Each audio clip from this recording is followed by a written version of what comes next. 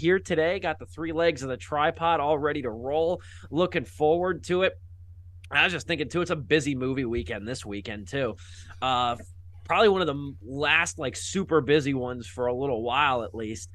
Because this week you got Strays, you got Blue Beetle, which I don't know how well that's gonna do, but you got that, and then also Back on the Strip, which I'm looking forward to seeing too. The only problem is that like out here, there's only one showtime this whole weekend, which I've never seen before for a movie in like wide release, and it's at 8:30 at night. So I'll be the That's only rough for one. you. Yeah, right. Yeah, it's built for the guy who wakes up at 5:30 in the morning.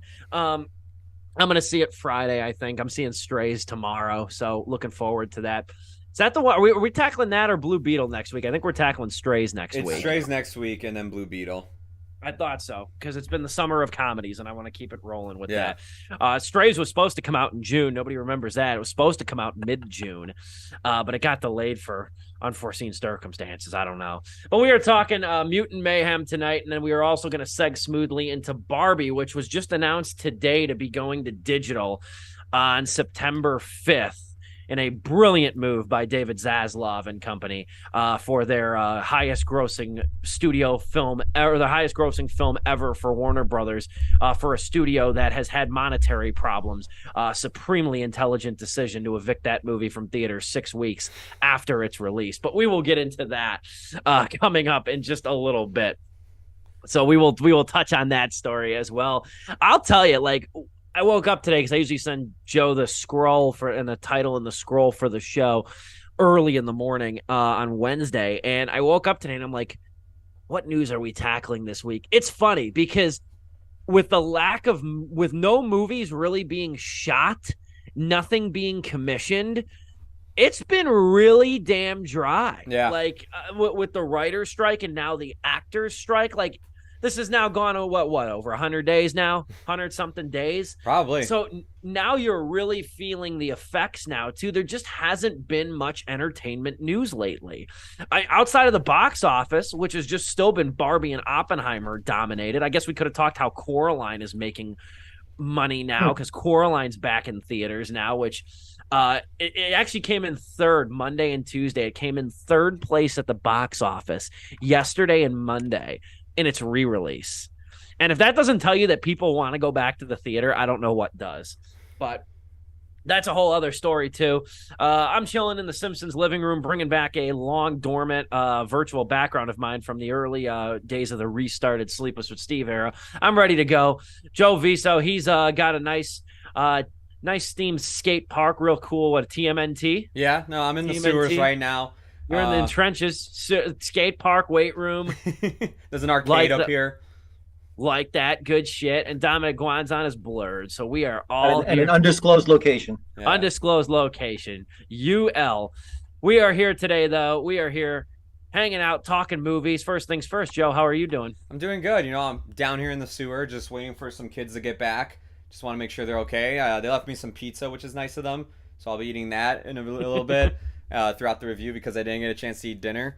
But I think it's appropriate. It fits with the theme of everything going on tonight. But I've been doing pretty good. I was last week went on vacation. Part of the reason why we didn't have a show too is because I wasn't here and everything. And you know, it's just like life. It's just, you know, I don't have school going on right now just for a week, and it feels really nice to say that. But next week is when my budgeting class starts. And I hate numbers and I hate math, so you know, it's 8 weeks long. So we'll see if I have a mental breakdown during any of that. Stay tuned for more. Yeah, reminds me of when I took accounting in high school. It was great until we had to run accounts payable and accounts receivable for a company for the last quarter of high school. It went great until then. We had to do it all by hand too. We had to do it all by hand. It was brutal. It was absolutely brutal. That's why and as somebody who does not like pencils, I only write in pen. I had to get used to writing in pencil too, because I made a litany of mistakes. Moreover, Dominic, how are you, my friend? How are you holding up? Busy. I'm glad we reached that tentative agreement after we went on strike last Wednesday, which is the reason why the show was canceled. No, it has been over 100 days, I believe, for the writer's strike, which I just saw online. So that's insane that we've already surpassed the previous writer strike in 2008, I believe. Uh, I forget when the last one was, around that time. But yeah, it's been crazy, and it's been very busy. It is the summer season at work, and a lot of personal stuff going on, but we soldier on. These Wednesdays help when I can help it.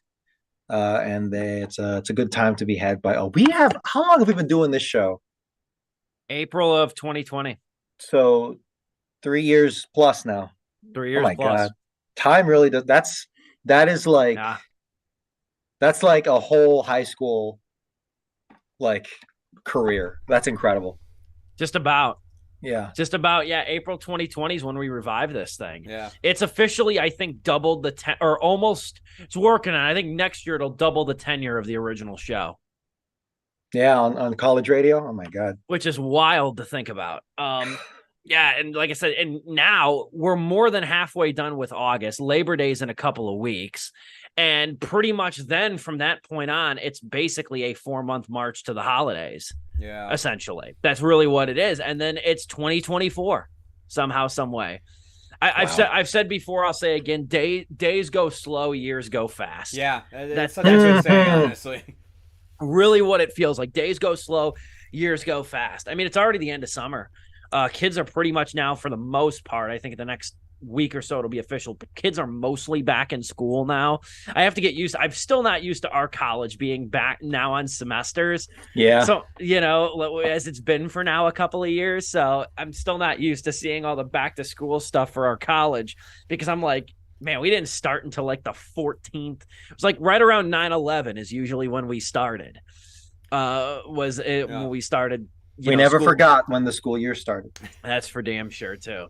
Never, and which was fun. Don't get me wrong, the long summers were fun, but nobody told you how bad it sucked when like all your friends would start going back to college in early August, and then you're like, I got a month. Or when everybody finished before you, and they're all like, "Oh, what do you want to do this summer?" Like, well, I'm still at school. I'm not coming home for like another month.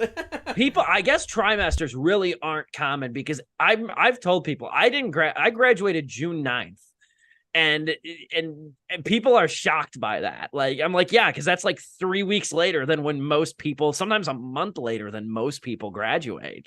Yeah, and you really feel it as a senior. You really feel it as a senior too.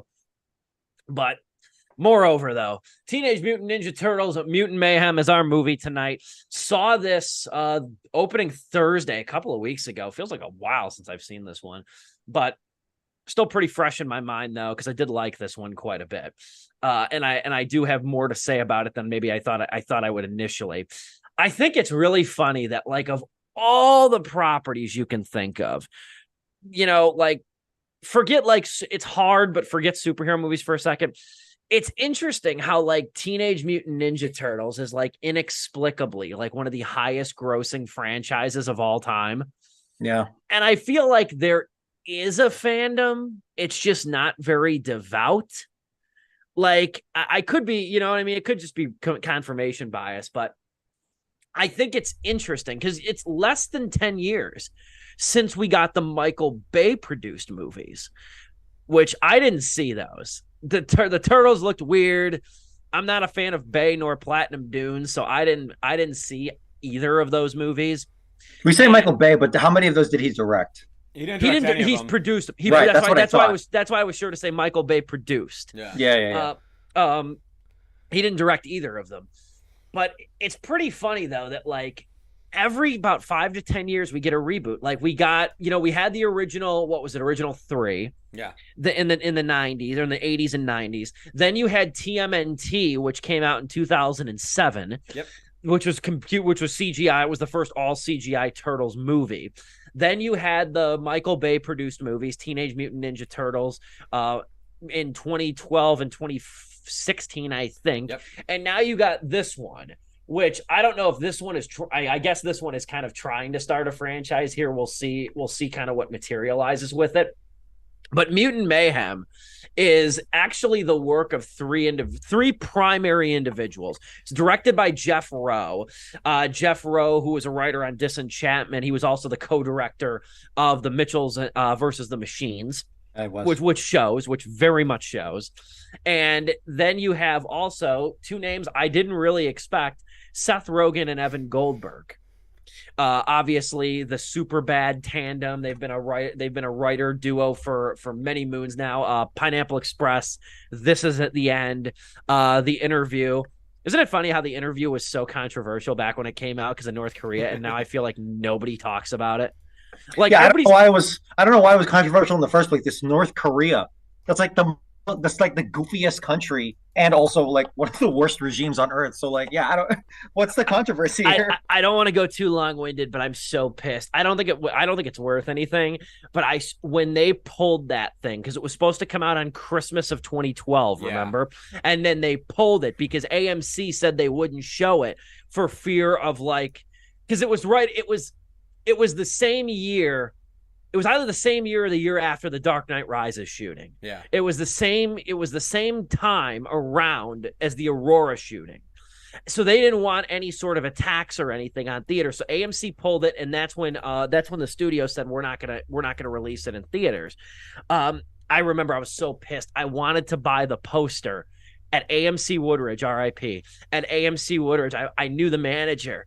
And I wanted to buy it. And I remember I went in the day after to see a movie after it was pulled. And I asked, and it was down. And my buddy's like, we had to ship it back. He goes, we had to ship it back to the studio. I'm like, what? So I could sit in a goddamn warehouse? Like, yeah. I'm like, I wanted that poster so badly. Because it had like the Korean text on it too. It was a cool poster. Yeah. But moreover, Seth Rogen, Evan Goldberg produced this movie. They also wrote the screenplay along with Dan Hernandez and Benji Sammet. So a lot of comedy veterans behind this thing. A lot of comedic veterans that are bringing their sort of touch and feel to Mutant Mayhem. And this, I like this. There's a lot to like about this movie. The visual style is strong. And I think one of the things we're really going to get into, I'm just assuming here, I'm not sure where you guys are going to take this. This also was like one of the first Turtles movies, and there's a big reason why. I don't want to get into it yet unless you guys want to bring it up, but the thing that I think was the real sort of like secret sauce to why this movie I think works really well is that the Turtles really do truly feel like brothers. They really have this sort of sibling chemistry, and there's a big reason why they do. That's a credit to the production of this thing that we'll get into as well. And then the animation, as you could probably expect from the guy who was partly responsible too for creating the Mitchells versus the Machines, the Netflix movie from a couple of years ago. The thing looks great. It's got this really interesting aesthetic I can't wait to talk about too, where I think the way I described it in my review at stevepulaski.com, the way I described it in my review was that like the Turtles and the ooze, and everything has like this squishiness to it, where it looks like tangible. It actually looks like defined. It doesn't look rubbery or computer generated. It almost looks like clay. It looks like storyboards, but actually like brought to life when they like first like storyboard any animation thing, but they like really fine-tune a step above storyboard. Yeah, they would be sketchier than that, but a solid step above. But it works so damn well. If anybody was ever familiar with the original comic and how like raw that looked and how like dirty it looked, it was dark. Yeah, and how dark it was and gritty. It kind of takes that style, but still does it in the family, like children's attitude that the Turtles kind of popularized with themselves. Joe, can you? I hate to spring this on you. Can you look up a picture? Just type in search Teenage Mutant Ninja Turtles original drawing, if you've seen it, because the whole genesis of Teenage Mutant Ninja Turtles was just the original animators who created it. Yeah, they just drew a turtle with nunchucks and like looking badass, but like semi-realistic looking turtle. Yeah, and it was just like they just laughed at it for hours. I'm like, this is too funny, and like they just wound up making a whole like series out of it, and now they're millionaires because of it. So like good for them. Funny how that works. Yeah it has like this claymation aesthetic to it too at some points, where if you didn't know any better, you could almost see this thing like, because it resembles stop motion at times. Yeah, I don't know if I'm the only one that felt like that. Yeah. 100%. It has this stop motion quality to it that like you don't see replicated because stop motion's hard to do. And like, there's a lot of really interesting like this is definitely like, it feels like Across the Spider-Verse. I know this thing was commissioned like around the same time, so it's not like this took direct inspiration. Maybe the first one. So yeah, the first Spider-Verse. So Into the Spider-Verse came out in 2018, and according to Wikipedia, production of Mutant Mayhem was in 2018. So, and according to, again, Wikipedia, that was their North Star, which was that comic book look. Yeah. I call it the frames are popping and frames are stopping, because it's very stylized in that sense. You can feel the herky jerkiness, but it's very concerted, it's disciplined, and it works. It feels like this is like the dawn of a new, like Into the Spider-Verse was the dawn of a brand new era. Like Mitchell's versus the Machines even plays into that too. Like this dawn of this new era of this slick, hyper stylized animation that takes a boatload of different styles and puts them into one movie. I've been talking quite a bit. I do have a lot to say about Mutant Mayhem. I'll throw it over to the guy who got dressed up for the occasion, Joe. What say you about the latest Teenage Mutant Ninja Turtles film? All right, I'm glad you talked about fandom when we first opened up with, because I grew up loving the Turtles. They were my favorite thing to watch every Saturday morning. WB Kids. I don't know if anybody remembers that, but WB Kids is where I was every Saturday Jackie Chan morning. Adventures. Jackie Chan Adventures. You had Shaolin Showdown. You had and then the Spectacular Spider-Man, I believe was Spectacular Spider-Man was one of them as well. Yeah. Yep, WB Kids was great. The Animaniacs, of course, but one of my favorite ones, it was one of the last ones from 11 to 11:30 Central Standard Time, was the 2003 run of the Teenage Mutant Ninja Turtles. This was my generation of Turtles. I had uncles who grew up with the 80s and 90s stuff, so I was familiar with that stuff too. They had the movies of that. So I grew up loving these guys as a kid. This was like what my Marvel was of like high school and college. Elementary school was this for me. Middle school, I didn't have anything. Yeah. I was into, well, I did have stuff. It was rated M video games like Gears of War and Halo. So like that was me in Call of Duty. But this was like kind of like my personality and everything. I love them to death. I was so looking forward to that 2007 film as a kid. I came out of it, hated it, and everything. For me, when they announced that they were going to do another live action TMNT movie, and it was the Michael Bay produced ones, and I saw how it looked, I just didn't like anything I was seeing. I went to the theater, I gave it a chance, and I said to myself, I'm like, yeah, man, I'm like, maybe they just won't ever like get this right again when it comes to movies, because it's like, even the original like trilogy, that first one I think is good, the second one's not that great, and then the third one's pretty bad. So I was like thinking to myself, they're never going to get this right. It wasn't until, as Dom said, in 2018 when they announced this idea, and they said that they're going to take the more graphic comic book approach. And then after seeing Spider-Verse, it was like, oh, I see what the potential here, what they can do. I've been like slowly keeping this film on my radar for like the longest time. When I heard Seth Rogen and Evan Goldberg were attached to it, a lot of people got worried that like, oh, is it going to be like a stoner comedy with the Turtles? I was like, no.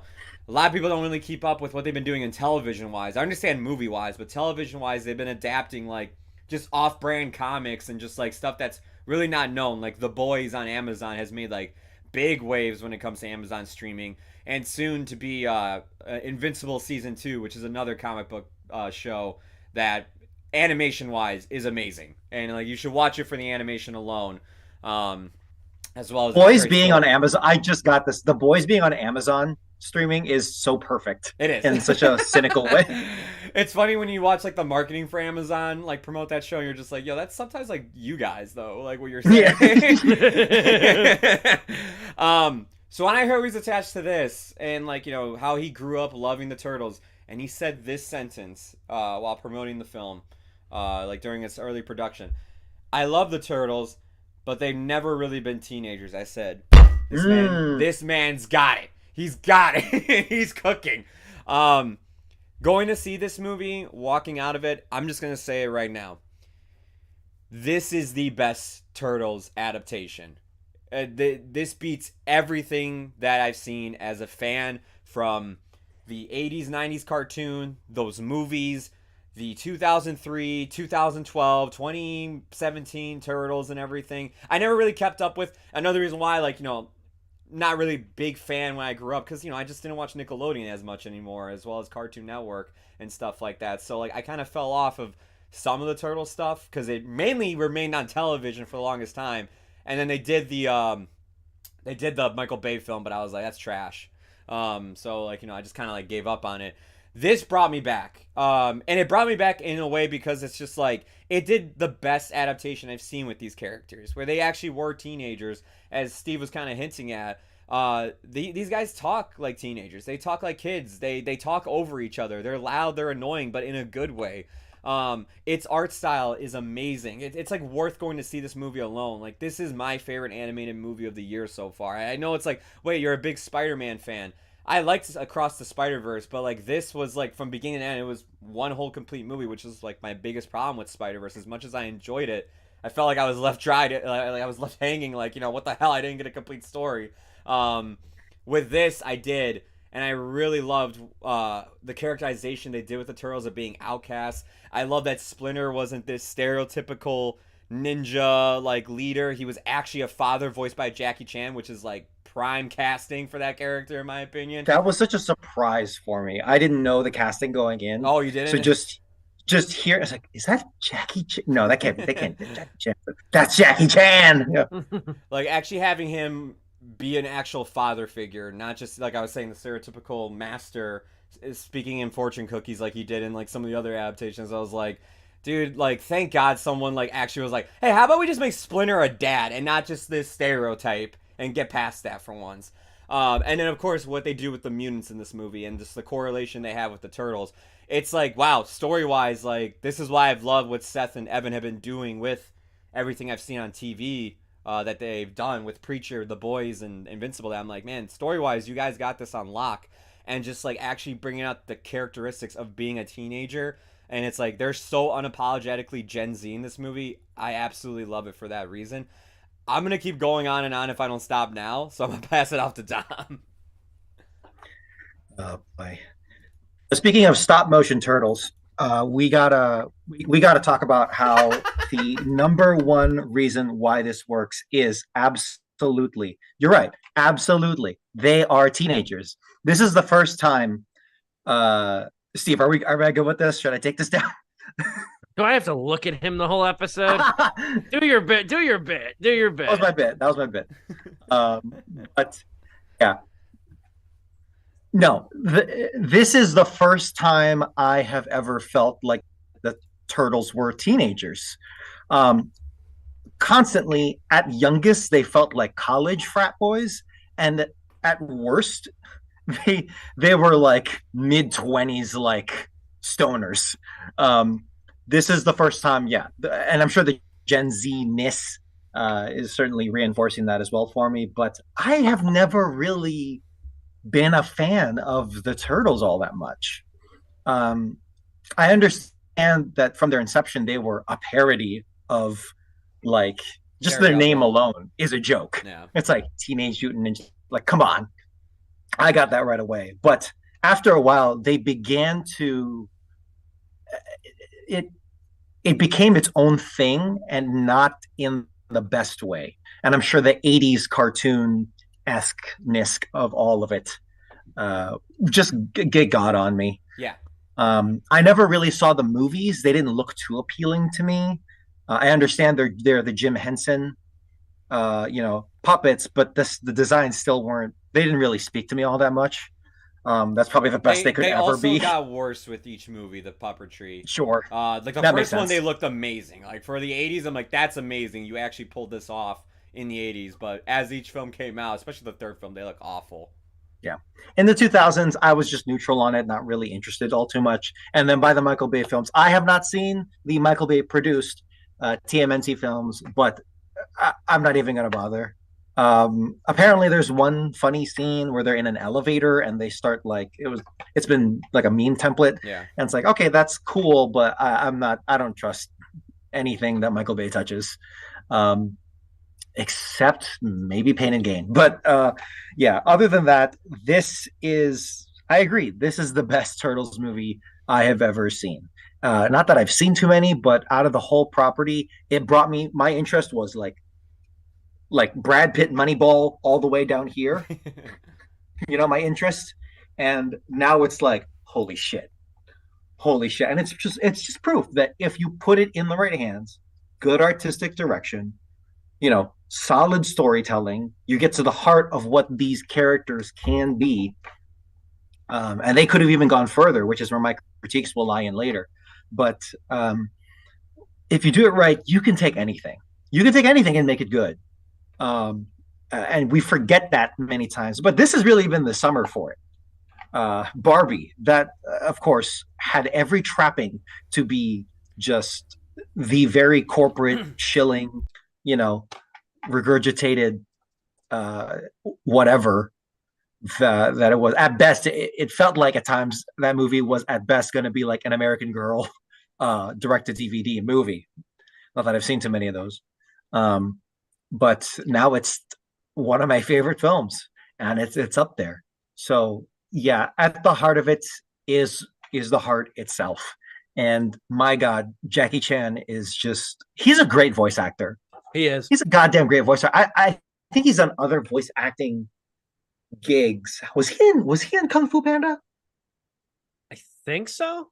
Yeah, not the Yeah, Jack right. Black was Poe. So sorry, yeah, he is. He's one of the I thought he was. I forget which animal he is. He's a monkey. He's the monkey in the movies. Okay. Sorry, I turned off my camera because I'm just doing some stuff on my desk right now. Yeah, I don't remember too much of Kung Fu Panda. I think I saw it with my little cousins at the time. It was all right. But here, yeah, dude, he is on full play. Jackie Chan, he is a great dramatic actor when he wants to be, when he's given great material. I saw a New Police Story like over a decade ago, which is like, I want to say like a late 2000s, early 2010s movie, which is like a reboot of the Police Story series. And the opening just gutted me. And it's like, oh, he can act. He can actually do shit beyond just the stuntman stuff, which is of course world class.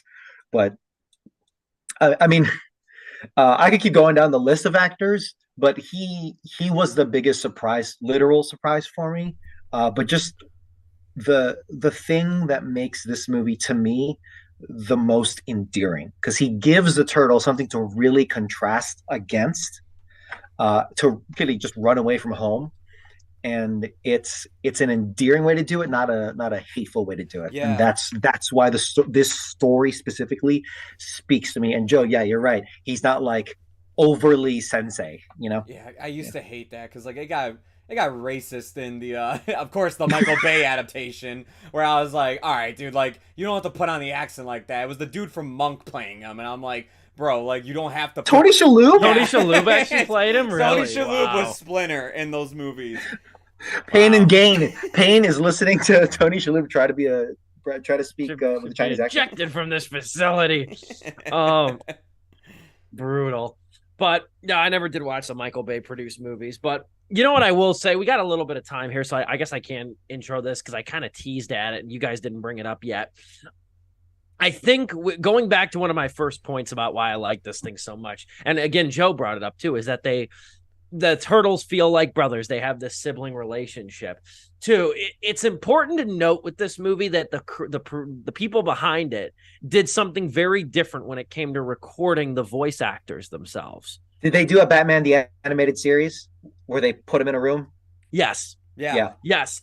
I didn't know that, but the moment you said that, I'm like, they put him in a room, didn't they? Rogan explained this in an interview. He said all the characters that are in a specific scene recorded their voices together. I love that. And he's like, they did about 5 or 6 takes of each one. And he said they did that because like the 4 voices of the turtles are Micah Abbey, Shaman Brown Jr., Nicholas Cantu, and Brady Noon. And they're young actors.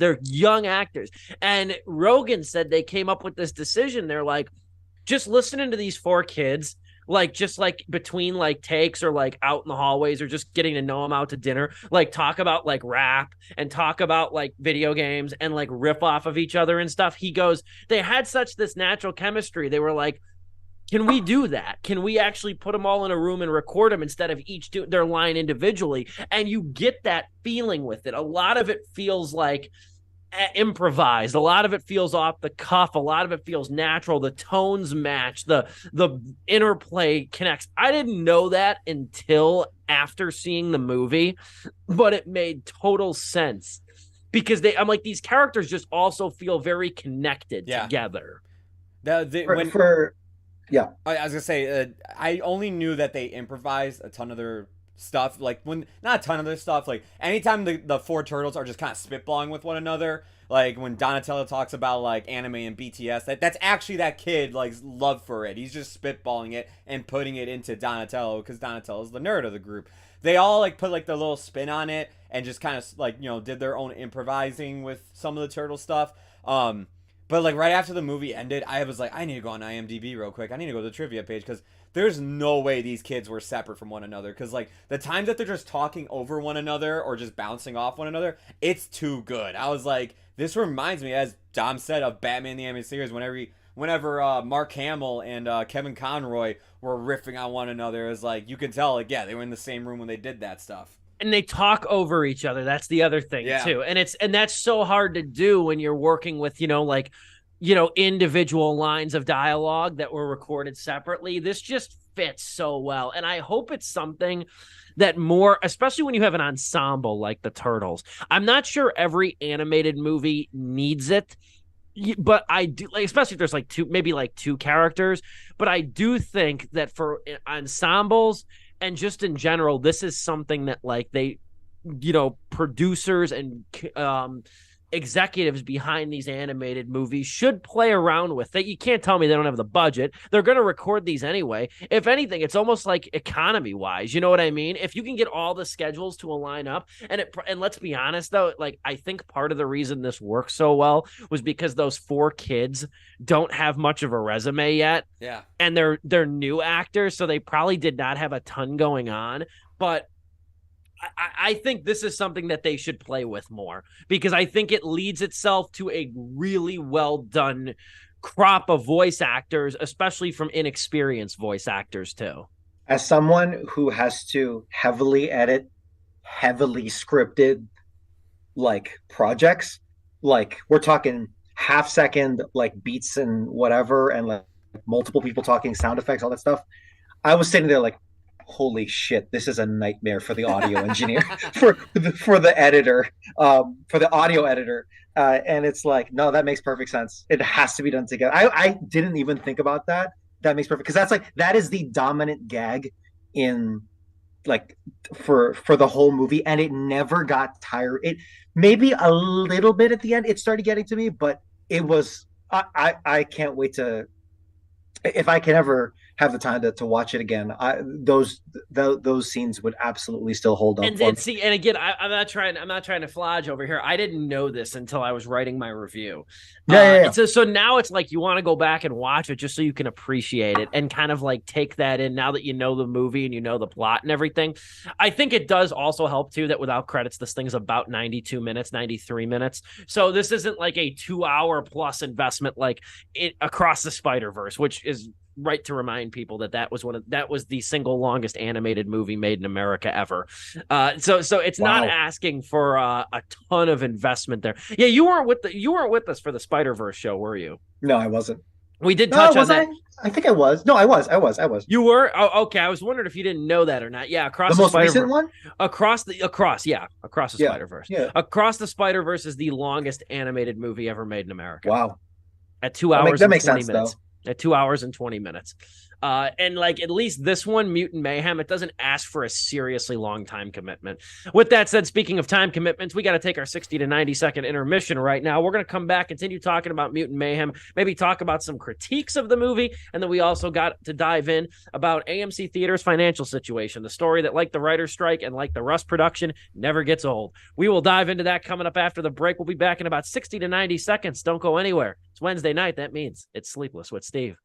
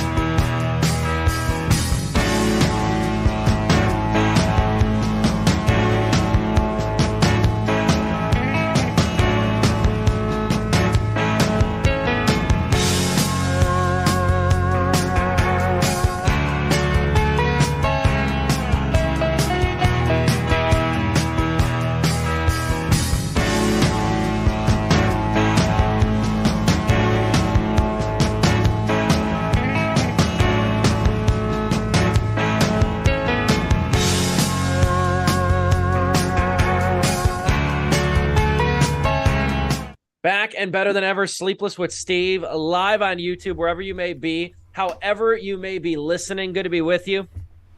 Talking about changing tab colors on Google Chrome. Mine has just been randomly changing the colors of my tab. When I backed out, my tabs were black like I was in incognito, but I wasn't. And then I went to Facebook, froze for a second.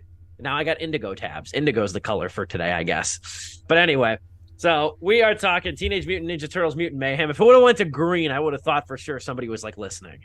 Yeah, if it would have went to green, I'd have been like, we got some funny business going on over here.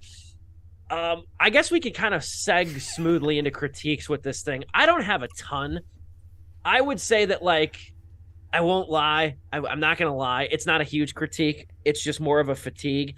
But, like, 10 minutes into this movie, I'm like, it's really another goddamn origin story. Like, I'm like, we know these characters. We kind of know where they came from. Like, this is the fourth reboot altogether, second within the last 10 years. We know these suffering that Batman problem. Yeah. Yes, we have to be reintroduced to the same characters we already know.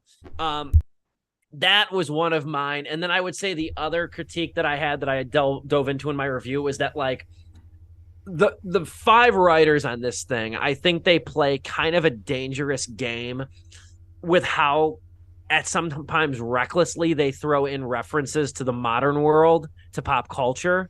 Yeah. The good news is I don't think, because a lot of it is predicated around the turtles bantering with one another. So you get, like, never did I thought I'd hear the line, like, the Teenage Mutant Ninja Turtles say shit like Drake is goated. You know what I mean? Like, which is an accurate opinion a 16-year-old would have. Yeah. That is an accurate opinion. So that not a single reference bothered me. I am supremely impressed by that. I guess I was just taken aback by it. It's way better than them going Cowabunga, like, even back then. The whole fucking time. Yeah. Even back then, it was never, like, good. You're not. I was afraid of it too. I'm like, oh my god, are we gonna, like, Family Guy our way through this whole fucking thing? No, it works because they address it early on, where it's like, yeah, we're isolated from the real world because of our dads, because of Jackie. Yeah. So literally the only way we know how to communicate with the outside world is through pop culture references that osmosis to us from above. Whatever we can scrounge in terms of DVDs and the internet, whatever we can do, this is how we do it. And it works. I mentioned in my review that's kind of its saving grace. There's also a very strange Guy Fieri reference too that I won't get into. I love that one. That one made me laugh my ass off. And there's also, never did I think I'd see clips from Ferris Bueller's Day Off in a Ninja Turtles movie. Now that kind of works because of, like, the underlying I don't want to give it away, but the underlying sadness of the scene, I think makes it work. You know, it wasn't. It didn't ruin it, obviously, for me, but it did take me a minute to adjust. But I also think it really is a credit the fact that it does hold up. Abby Brown Jr., Cantu, and Noon are so good, and they're so natural with communicating and, like, bantering with one another that it doesn't really derail the whole thing, which is really nice. Not at all. And they're them bouncing off of April O'Neil, played by I don't even know, Ayo Edebiri. Sorry, Ayo Edebiri. Yeah. She's in Bottoms. She's in Bottoms coming out in 2 weeks too. Yeah, it's a great April O'Neil. Where the whole gist of it, she has her own independent story, and she's a teenager. I think. I was gonna say, I love how her story relates to the Turtles as well. Yeah, 100%, and she's an outcast as well, which I've really much appreciated in them trying to ease her into this because it's such a crazy ass thing. If we're also moving on to other critiques, I say I have one big one, which is that they really stuffed in a lot of characters from the Teenage Mutant Ninja Turtles lore. Bebop and Rocksteady, effing, I don't even know if all those other they are bad. Yeah, it's like, I know it's called Mutant Mayhem. I get that, but, like, maybe just one or two, because the ensemble was really good. I can't deny that, but because you stuffed in a lot of these characters, you had less time to really develop the core four, not from Scream, but the core four from Teenage Mutant Ninja Turtles, the four turtles, and it felt like it felt like they were banking off of the audience's prior knowledge of the turtles. It's like, well, we all know Raphael's the angry one, right? We all know Donatello's the nerdy one. We all know Leonardo's the leader. It's like they decided to like, hey, you all know that, but here's another origin story anyway. Yeah, but here's another origin story though. Yeah. So in that sense, like you have an awesome rapport with these four actors playing the turtles, and Jackie Chan is their effing father. That's awesome. I wanna have kind of more of that. I just want more family moments. Can we get Turtles 2 is a trip, is a family trip to New Jersey? You do have a ton of villains in this thing. I mean, Giancarlo Esposito plays Baxter Stockman. Post Malone, credited as Austin Post. Shout out to him for using his government name. Post Malone is Ray Fillet. Paul Rudd, Mondo Gecko. Ice Cube is Superfly. Like you feel too that like the villain, even the villains, like both kind of get shafted here in a way. Like the turtles, I thought the turtles are all like as an ensemble, they work better as an ensemble maybe than as a individual units. But I feel like the villains too kind of get shafted at the end of it. Superfly's got so much goddamn riz. He could have just carried every scene by himself. He didn't need lackeys. He sounded like you could be a turtle using words like riz. he was charismatic. Yeah, Ice Cube killed it as Superfly. And I know they pitched him down and everything, but still, they completely like your name is Superfly. Holy shit, that's awesome! What a bold statement, and it worked. But again, it's like you could have saved that. Like you could have saved that for another movie. Could have this not have been the third movie in the inevitable trilogy you're going to make with this goddamn thing? But I don't know. It's fine because the way it was executed was already pretty damn good to begin with. But it does kind of fall into that other trapping of it being because TMNT is considered a superhero franchise. That's what it's parodying it, and there's a lot of like sci-fi kind of like punk aspects to it, but it is effectively a superhero vigilante, but it's very much superhero story in all of its forms. I am glad that they kind of montaged their way through the crime fighting aspect. That was a spectacular montage where they're just going through all the different gangs of New York. Great that was really cool. But it felt like it was all of it felt like it was at the sacrifice of even more characters. I don't even know if it was much needed, but it was like you could have goated this movie by maybe giving us more of that. I don't know where that lies, but I felt that. That's really more like a want than a need coming from this movie. What say you, Joe? You're the biggest turtle fan of the three of us. I was the only I felt like the turtles were developed fine, especially as an ensemble, like Steve said. Individually, like they haven't really gotten into the problems that kind of lie with one another. This movie was about them actually overcoming the whole thing of them like actually wanting to be accepted by the world. It was more of like the turtles story rather than like this is Leo's story. And they do just have the personalities that everybody, wink wink nudge nudge, you guys know what this is. They definitely do kind of take that approach to it, but I still feel like they do a great job at reintroducing it to people who don't know through a lot of the modern references that the characters make and everything, and just by the personalities they have. Again, one of my favorite jokes in the movie is when Leo straight up just tells Master Splinter or I should just say Splinter, he's not even called Master Splinter. He's just like, we went out grocery shopping and then we stopped off at a movie. And he's like, oh, you ratted us out and everything. It's just like great line right there. Don't use that word. That's our word. Don't you use can't say that word like that. I think it's more of their story, trying to find their place in the world as brothers. Because one of the scenes when they're all going to sleep at night and they're all just kind of like, look, man, I love you guys. But I need to see a different face for once. Otherwise, I don't want to die. Just remembering all of your guys. That's such a sibling thing that I've heard. It's such a sibling thing that I've heard. I thought that was so, it felt really real in that aspect that, like, you know, it made me look at this more as, okay, it's not going to be about like, hey, Leonardo has to overcome these challenges and become the leader. It's more like, no, all 4 of these turtles are going on this adventure together. And maybe with a sequel, they, you know, one will get more screen time than the other. But I think to like reel back everybody in, even people who like Dom, for instance, they're not that big of a Turtles fan, to have them actually go all 4 ensemble on the screen at the same time throughout this whole movie, I think that actually plays into the movie's strength, as you guys were even saying too, of like, you know, just being entertaining and really like keeping the story moving and having these characters bounce off one another made you really just care about it more. Because honestly, man, I've seen it been done so many times too, where it's like Leo's got to overcome the struggles of being a leader. That's always Leo's story. And like, I'm sure they're going to do it here, and I hope they do it in a unique way like they did with almost everything about the Turtles in this movie. But I was so happy just to be like, dude, from beginning to end, they're all hanging out with one another. I haven't seen that be done in so long, because most of the time it is like, okay, Ralph is going to go do his own thing and be all, you know, tough guy and everything. And then Michelangelo and Donatello get kind of kicked to the side throughout most of the movie.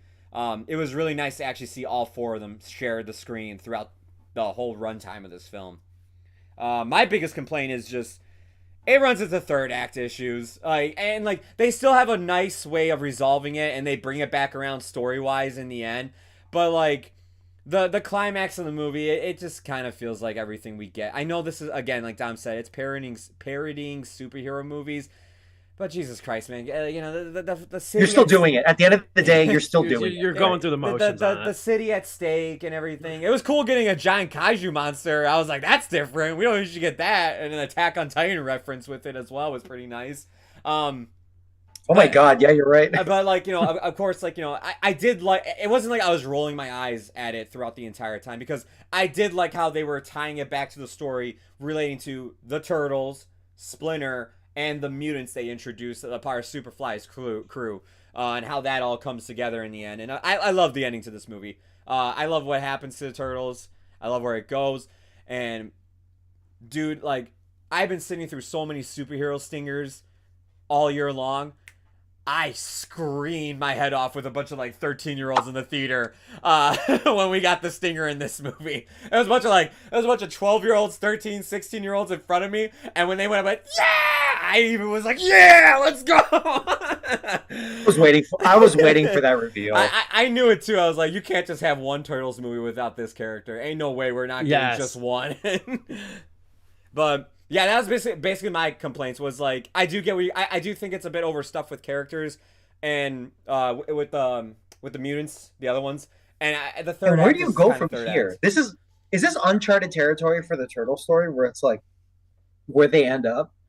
You kind of don't know where like, that's the other thing too. I'm kind of hoping we do get a sequel, because I'm not quite sure like what direction they would take it. Yeah. You know, because this thing stands alone pretty well. Because you know what I mean? Well, like we've been saying throughout this whole review, we never seen them really as teenagers. Every single time we've seen these characters, they're voiced by adults, so they're not in school. Like, they're called Teenage Mutant Ninja Turtles, but like, dude, for real, like, they're 30-year-old guys in every adaptation practically. They're 20-year-olds, 25-year-olds, like Dom was saying earlier. We've never seen them actually go to school, live amongst people. This is actually uncharted territory. This is actually really refreshing for this franchise that's been around for what, 40 years now? Like, yeah, it's actually like, wow, you guys actually finally took an approach that's unique, and I can't wait to see where you go next with it, and especially who you're gonna bring in the sequel as well. Like, yeah, this is actually really exciting. I hear that. It's very, like I said, it was a lot of fun. We'll segue, I guess, into closing thoughts here. It was a lot of fun. I think the only thing we didn't mention that I'll just tie into my closing thoughts, what a great soundtrack, too. Has this real, like, laconic hip-hop and, classic hip-hop sounds to it. Yeah. Trent Reznor and Atticus Ross, two of the best composers now. They did the music for this, too, at least the original score. And then you got, like, the one song I liked, it was released on radio. It was a single, but it wasn't a big single, is the song Wake Up in the Sky. It's Bruno Mars, Gucci Mane, and Kodak Black. I love that song. They really did. They had to censor it. The censor of that song, this is so unrelated. The censor of that song always makes me laugh, because the original The original version of the song is "The ladies are in love with me." What is it? It's like the ladies are in love with me. That's why they want to fuck me. The censored version, which is the version you hear, is bad. It's "the ladies are in love with me. That's why they in love with me." That's the censored. That's the censored version of the song, because we played it on the radio, and I always laughed at that. I'm like, they don't know that I actually know the original verse. And they drop a genuine meme song in like an action scene. The Hey Ya version, He-Man version of "What's Up" by through Four Non Blondes. Yeah. Which, fun fact, the video that you probably have seen, where it's just called "Hey Ya" and it starts in the middle of it. There's actually an original version on YouTube made by the original makers called Slack Circus Studios. It has an opening verse. There's an opening verse to the song and an outro that you don't know about. Most likely. It's called, and the video is called "Fabulous Secret Powers." That's the original video before it got memed, screen capped and then taken by another user, which is fine. I think they worked it out, but it's "Fabulous Secret Powers," and it's a full parody of that song that they did. And they incorporated it extremely well. I'll wrap up by saying I give it 3 out of 4 stars. I enjoyed this. I had a lot of fun with this. I think it's maybe not so much the case now. It's kind of tapered off now with COVID or whatever. It's not as big of a thing, but like movies that come out in August used to always like kind of, cause a little bit of apprehension. Maybe in some ways they still do. I don't know how high our hopes are for Blue Beetle, but it's the time of the year when people are taking either their last vacations, kids are going back to school, the Labor Day holidays coming up. So it's always a little suspect, the movies that come out this time, because you're thinking, like, if you thought you had a really big hit, why didn't you release it earlier in the summer? But be that as it may, though, Teenage Mutant Ninja Turtles Mutant Mayhem, I thought it was a really nice early August surprise. I think it plays extremely well in theaters. I think it's going to have a good shelf life even, too, going down the road. I definitely see this movie being successful. And if they can get everybody back, and I mean everybody back, I would love a sequel to this. I would welcome one, at least, at the very least. So it's sure. 3 out of 4 for me. We'll go Dom, and then we'll end it with the biggest Turtles fan and Joe to send us home on TMNT Mutant Mayhem. It's an easy 3.5 out of 4 stars for me. As much as I would have enjoyed the characterization even more, just because they've hit such a really sweet spot in the Turtles for me in a way that's actually engaging and humanistic. It's a really, really good time. And this absolutely was birthed in the shadow of, this project was birthed in the shadow of Spider-Verse, and I'm okay with that.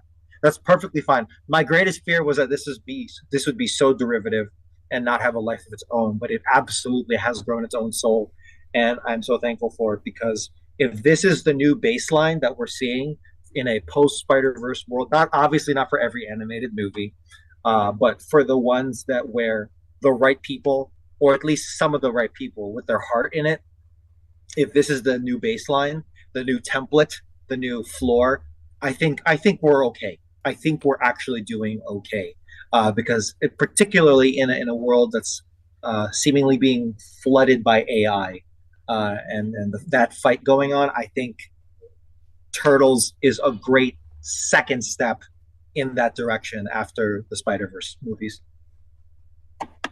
Well said. Joe, send us home. Shout out to Seth Rogen for actually not overworking his animators as well. I'm glad he learned his lesson from Sausage Party. The whole studio of Great Point. I'm glad like they actually took that step and they didn't overwork them.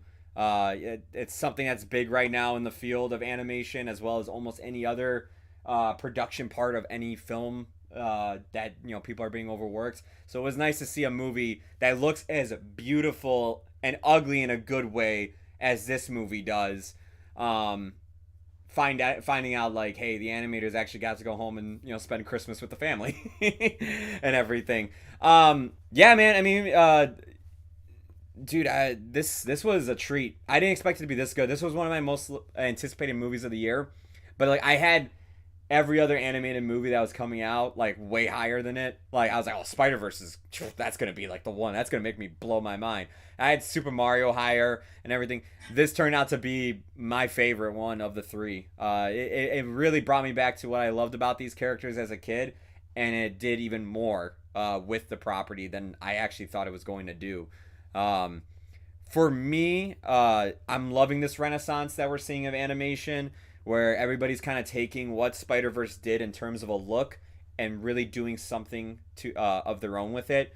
We just had Puss in Boots on Netflix. Oh my god, it's escaping my mind, but it's a recent Netflix animated movie.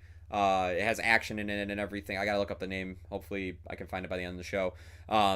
I know what you're talking about. I was gonna watch it, but I was on vacation and I missed it. It's like a kid with like demon wings and stuff. Like it's a really check it out. It's a badass movie. I watched it on my plane ride to Cali.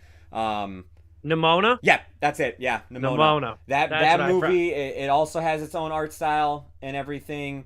Definitely check that out. Yeah, with Chloe Grace Moretz. Yep, there we go. That movie is like kind of inspired by this. It's great to see this because for the longest time, animated films were just kind of stuck of being discount Pixar. Like DreamWorks was like really the only one that was really doing their own art style, and they continue to do it today with stuff like the bad guys and everything that we've seen. It's great to see people like Sony and now Paramount being like, hey, yeah, let's actually do something unique. I absolutely love this movie. It's not perfect. It's definitely not like the movies we had earlier in the month or last month that we ended with. But for me, it's an easy 3.5 out of 4 stars. I can't wait to see a sequel to this. I can't wait to own this and just watch it frame by frame at some points and just take screenshots and decide if I want to use it as a wallpaper for a little bit or something. Yeah, man, I loved it. I had a great time with this movie. Good stuff. Really fun movie to review, to say the least. We're not going to take a ton of time on this news story. We're already bleeding into Sleepless OT. I had a lot more to say, not only on TMNT, but the fact that we were gone last week. But again, it's been a light couple of weeks of news, just given the fact that the writer's strike and actor's strike has really put a damper on movie news. There's not new productions being announced. There's not really new trailers being released. There's not new projects being commissioned. You take those 3 big things out, and you really don't have much to sort of go with. But Joe sent this. I thought this was interesting. This is by Nathaniel Meyerson from CNN. Tension-grabbing headline. Even Barbie may not be able to rescue AMC theaters. So this deserves a little bit of context here. Is that obviously now it really feels like people want to go back to the movies. Between Barbie and Oppenheimer, the 2 movies have made nearly $2 billion worldwide. Serious money. Barbie's now number 1 for, I think, what has it now been, 4 weeks? Thank God. About 3 weeks or so. So it's been number 1. Oppenheimer's been a close number 2, or at least, a competitive number 2. And AMC announced that sales increased 15% during the quarter ending on June 30th. Now, again, that was before Barbie and Oppenheimer came out. They came out July 21st. So that was already their highest quarterly attendance since 2019. July wound up, and Barbie and Oppenheimer, keep in mind, came out on the back end too. And also, I have to say it, regardless of whatever you feel about the movie, and I'm the one here that saw it, Barbie, Oppenheimer, and Sound of Freedom. You have to put Sound of Freedom in there too. Yeah. Because it was all absolutely the unexpected cash cow, and one of the reasons. I even talked to a couple of people I know at the AMC over here. They said multiple shows on Tuesday and Thursday sold out for that thing. So those 3 movies contributed to the best month in AMC's 103-year history. However, the problem is that AMC took on a significant, gargantuan amount of debt in order to stay afloat during the pandemic. It's north of $4 billion with a B dollars is what they are in. It's debt-wise. So it might Barbie and Oppenheimer's overall grosses might not matter in the grand scheme of just how insurmountable this debt is. Adam Aron, the CIO for AMC, who, credit to him, navigated a lot of this pandemic, says it, and I quote, "There are real and potential severe liquidity hurdles on the horizon that we will need to overcome." I would say that to be true, absolutely. And then the article kind of goes into like the obvious competition of the 50 streamers that are out there nowadays. And then it also contributes to, and these were stories when they happened, but now they've really faded. They've taken a complete backseat to Oppenheimer and Barbie. But the fact that like The Flash and Indiana Jones and the Dial of Destiny really underperformed at the box office doesn't help things. Specifically, I mean, part of Indiana Jones's problem was it was so damn expensive. That was part of the reason that it hasn't made a profit, but it also just didn't do what the expectations said. I think it even in some ways, especially for its like second and third weekend, missed the low end projections of what it was expected to do. So it's I still haven't seen that movie, by the way. Like, you still ain't seen it. I'm a big Indiana Jones. I downloaded Last Crusade on my phone for my plane ride. And I was watching that on the way there. I was like, oh, one day I'll go see Dial of Destiny. I still haven't seen this movie. That's right, because we reviewed it, right, Dom? It was you and me. It was you and me. Yeah. The other thing I'll note, too, is that there's two other quick points I'll bring up. Number one is that, like, as somebody who goes to the movies every weekend, like, this sucks because, like, it feels like AMC, like, granted, this debt might feel and seem insurmountable. It really probably is. But it feels like just when they're getting momentum back, they're going to get screwed now with the longer that this writers and actors strike goes. I mentioned, I don't know if I mentioned it on the show yet. I think I mentioned it maybe at like the end of July. But now it's gotten to the point. I'm very curious when I go to the theater this weekend. Before watching the last movie I saw in theaters, which was Shortcomings, 2 weeks ago. I didn't go last week. When I saw Shortcomings, I counted 3 trailers because I have my phone. I always sit in the back so I don't bug anybody. I have my phone. If I don't already know, I have my phone out to look up release dates because half the time the trailers don't give specific release dates. 3 trailers before Shortcomings claim they were coming out in the immediate future, have no release dates. And it's happening now. There was an A24 movie trailer. This very strange comedy, the Problemista is what it's called, Problemista.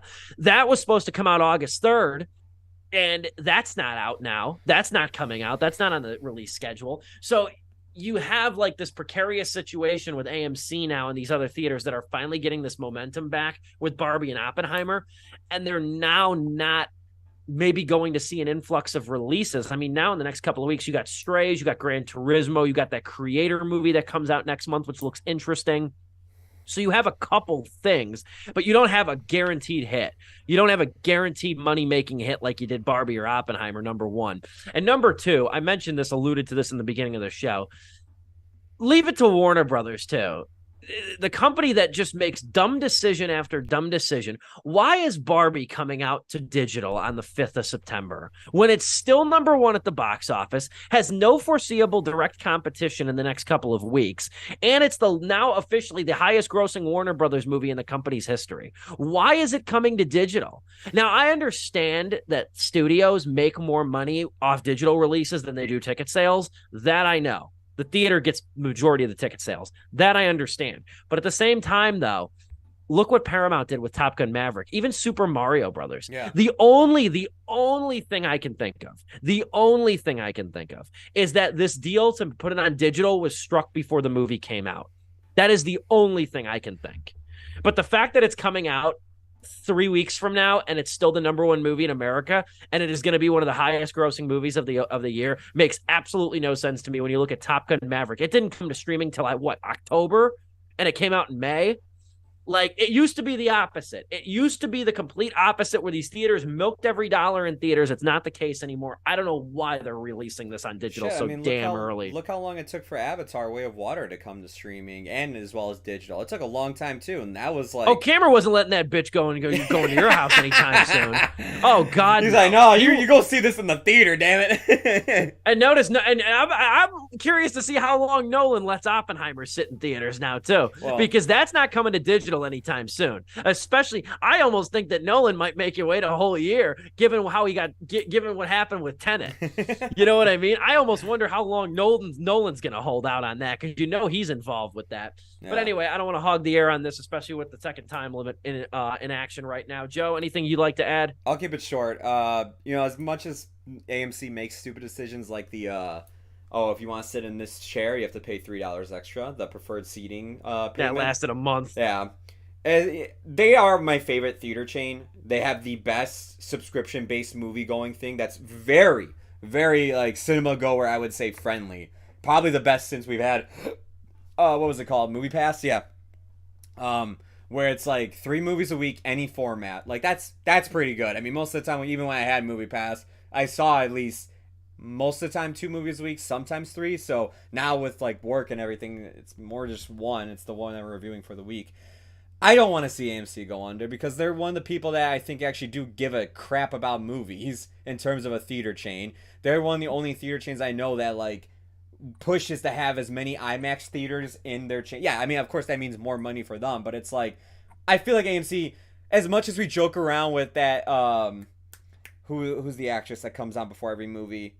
Nicole Kidman. Nicole Kidman. As much as like people love that Nicole Kidman thing, we make fun of it. In some ways, I do actually think AMC really does feel proud about the movies they do share on screen. They're the only people I know that usually get those limited releases ahead of time too, like the Chicago Theater downtown on River East, and sometimes the ones by my house get limited access to like early screenings and whatnot of or limited releases, I should say.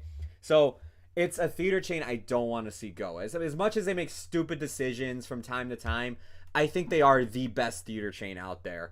So I'm hoping, this strike works out and, residuals are given to who needs it and who deserves it, of course.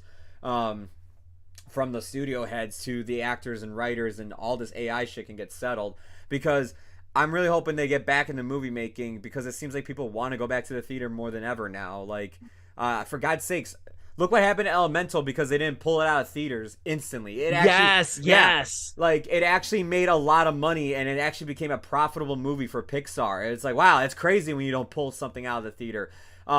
And maybe, another thing studios should take away from this, too, is space out releases, because we saw what happened when Barbie and Oppenheimer came out at the same time. They were 2 completely different audiences, but people were waiting to go see this movie because Mission Impossible didn't do as good as they thought it was going to do, because A, it couldn't hold the IMAX or Dolby screenings as long as it wanted to because of Oppenheimer and Barbie. And B, I mean, a lot of people I knew were like, yeah, I'm excited for Mission Impossible, but shit, next week I gotta go pay for 2 movies. And it's just like, they were like just holding off on it.